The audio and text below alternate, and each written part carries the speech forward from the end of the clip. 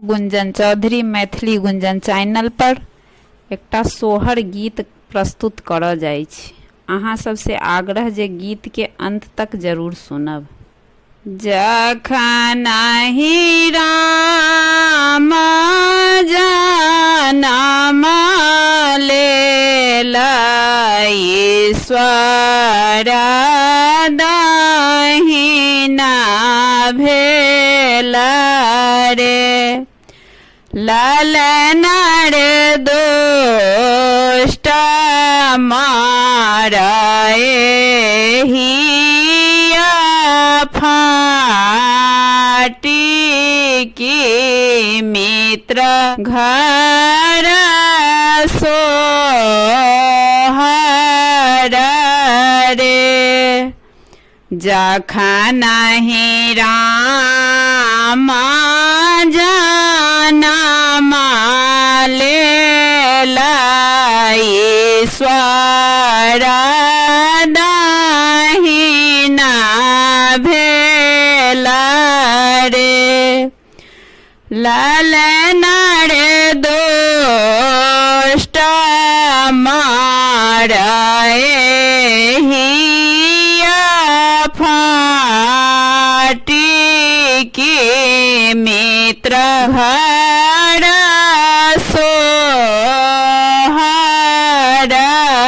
रे। कथी पैसे कौशल्या नहाएली की दीप देलानी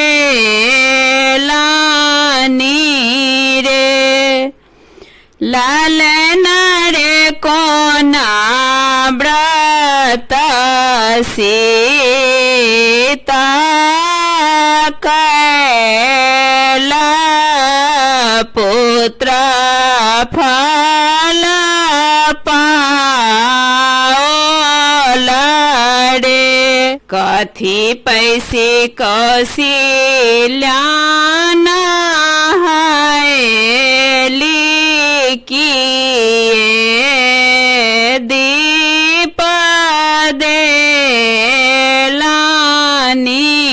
रे, ललन रे कौन व्रत सीता कैला पुत्र फल पाओल रे।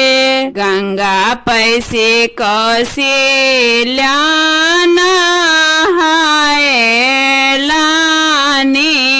तुलसी दीप देलानी रे, लालन रे व्रत कैल प्रभु दीनानाथ पुत्र फल पाओल रे। गंगा पैसे कौशल्या नहाएली तुलसी दीप देलानी रे, लालन रे व्रत कैल प्रभु दीनानाथ पुत्र फल पाओल रे।